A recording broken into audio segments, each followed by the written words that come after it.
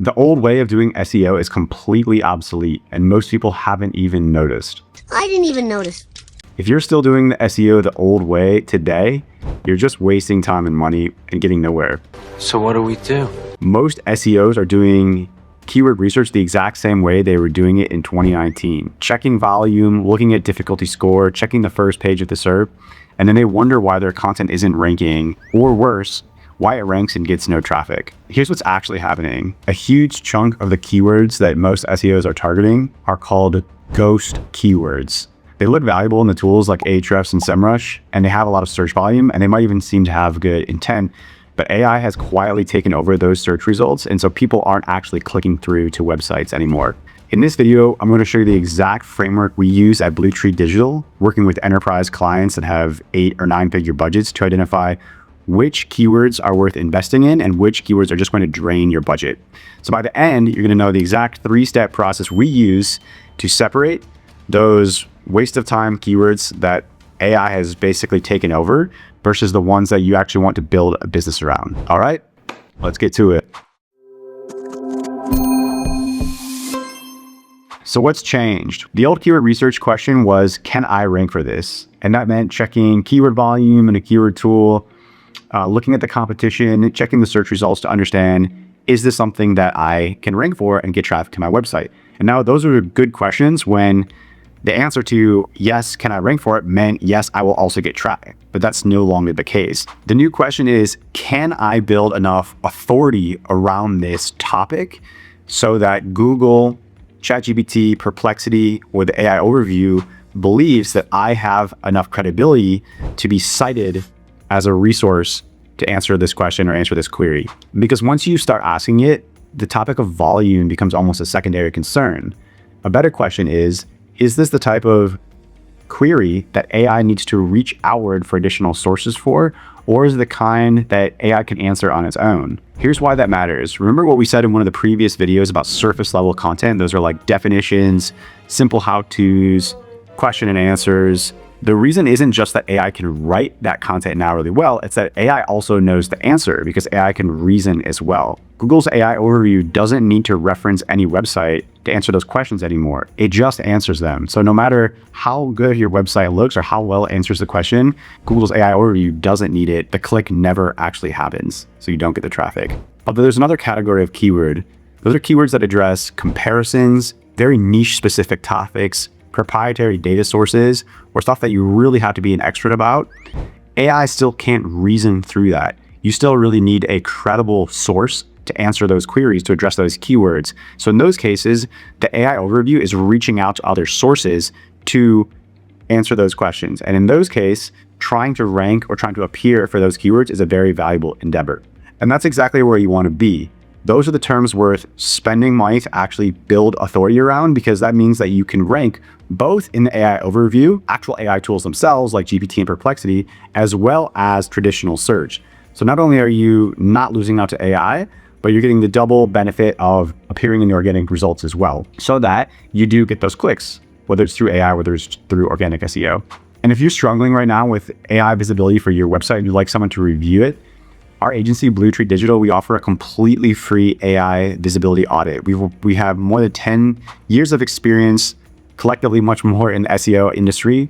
We're leaders with our clients with GEO, and we look at these websites all day. So we're really happy to take a look at your website, completely free. Just check out the link in the description below. Shoot us a message and we'll be happy to take a look. All right. So how do you actually tell the difference between a keyword worth investing in and a ghost keyword? Well, that's the $1 million question. Before you even open a keyword tool like Ahrefs, start with the SERP itself, but not the way that most people look at it. Most SEOs pull up a keyword, scan page 1, check the domain authority, see who's ranking, and then do a rough estimate about whether or not they can outrank them. That's totally fine. That's SEO in a nutshell, right? When evaluating a keyword to see if it has potential, here are 3 things to look for. First, is the AI overview referencing other websites? If it's referencing named websites, that indicates that the AI needs to pull from external data sources to be credible. Your job is to become one of those sources. So that keyword does have potential. If the AI overview answers the query completely on its own with no external sources listed, That's much harder. Now you can still write that content for brand awareness reasons. You can still distribute it through other channels, but do not anchor your authority investment in SEO with those types of keywords. The economics just do not work and you're wasting money. Second, run the same query through the leading AI tools like ChatGPT and Perplexity. Notice which site the AI is pulling its answers from. Are any of those websites your competitors? Because if a competitor is being surfaced by AI tools for a topic that you care about and your customers care about, then they're getting brand exposure in your industry through a channel that most SEOs aren't even measuring yet, or they're not measuring very well. That's a gap that you need to close and that you can close. And third, look at the type of SERP. Is Google showing a sort of mixed result, or is there exactly one type of SERP? Like, is it leaning towards blogs, is it leaning towards e-commerce? If there's a mix of, let's say, news magazines, e-commerce sites, forums, that's a messy SERP, and that's a good signal that Google doesn't quite know yet what type of result is the ideal result. Or maybe it wants a mix of opinions, but in any case, it shows that there's an opportunity in the messiness to add value and to potentially stand out as a reputable citation, since the AI, aka Google, doesn't quite know yet who or what is a credible source. So that's the framework in a nutshell. Now the question, of course, is which keywords are actually worth going after?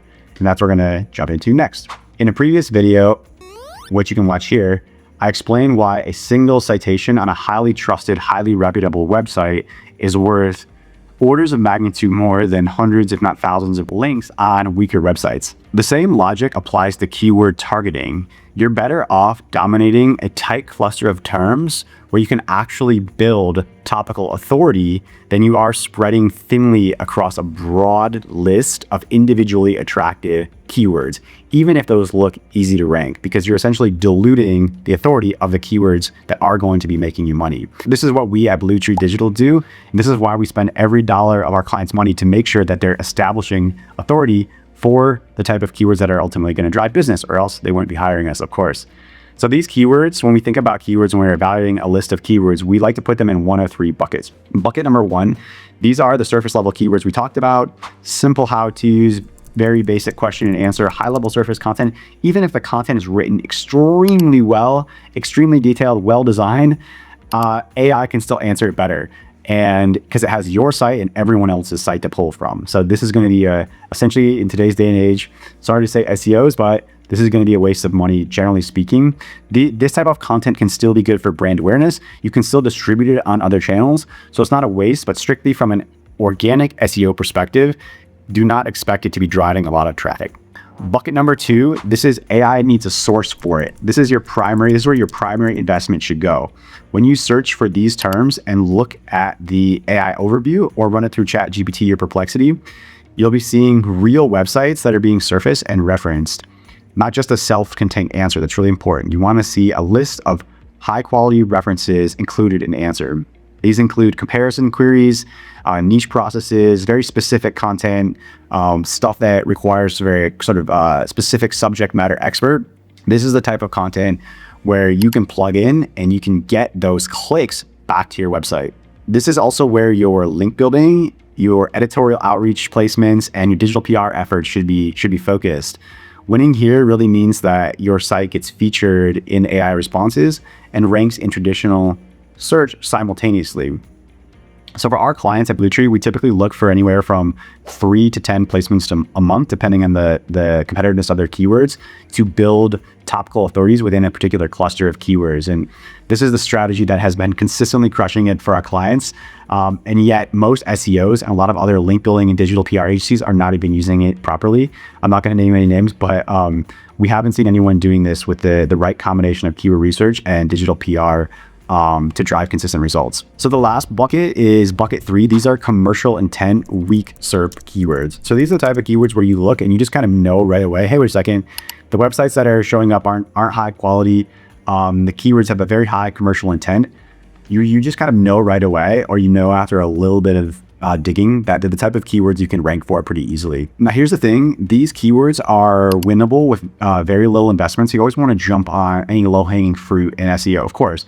We're not going to dive into the weeds here. If you see keywords that you know are going to make money and you're going to rank, that's great. The thing is that matters with bucket 3 is a lot of SEOs in the attempt to sort of spray and pray with bucket 1, They think that by including bucket 1 and bucket 3, they're going to have a winning strategy. But what you're doing is you're not establishing that authority that you need to be cited by AIs in a way that drives traffic. And just a reminder, guys, if you want to spend more time on this channel, learn from our videos, and stay ahead of the curve when it comes to AI SEO, please hit like and subscribe. It really helps the channel. I know we're a new SEO channel, but we're going to be publishing a lot more of this content coming out soon. And we're looking forward to lots of breakdowns, both of what's working for our clients, but looking at other businesses in detail to see how they're still making money and crushing with SEO. I really appreciate the support. If you want to hit like and subscribe, we'll be sharing more of these videos every week. Okay, so we've talked about topical authority before, and the idea that Google isn't just evaluating pages anymore. Now it's evaluating entities, and whether your brand is genuinely associated with a topic space over time. And I really want to emphasize that point: over time. Your authority can evolve. Your website's authority will evolve, just like people's authority evolves over time. It can go up, it can go down. What this also means is that keyword research isn't just a list building exercise. It's how you map out which topic territory you want to own before you invest in it. When you cluster keywords, you're deciding which space you're committing to. And owning a topic territory in 2026 means two things working together: content that gets cited as a source by AI tools, and a backlink profile that continuously reinforces your relevance to that topic. Again, continuously reinforces over time is very important. Those two have to align. A strong pillar page backed by editorial links from relevant publications is how authority compounds over time. On the other hand, a pillar page with no authority behind it whatsoever is just another piece of content in an already hyper-competitive market, and increasingly more so. So the practical implication of that is that when you're building your topic clusters, you want to be very selective, because those are the keywords, those are the pages that you're going to be building links to. You can't only build so many links if you're building high quality authoritative links. So be very selective with the type of keywords you're choosing, because that's going to designate what authority you want to invest in and what authority you want to build for your business. Ultimately, you can't support everything. Spreading your budget too thin is just as damaging to your brand as having no budget at all. So in conclusion, here's the checklist I'd run when evaluating any keyword list today. Number 1, does the AI pull in external sources, or does it answer the query entirely on its own? Obviously, if it's pulling in external sources, as we talked about, that's a keyword worth fighting for. If it's answering the question entirely on its own, it's not worth it. 2, is the SERP messy?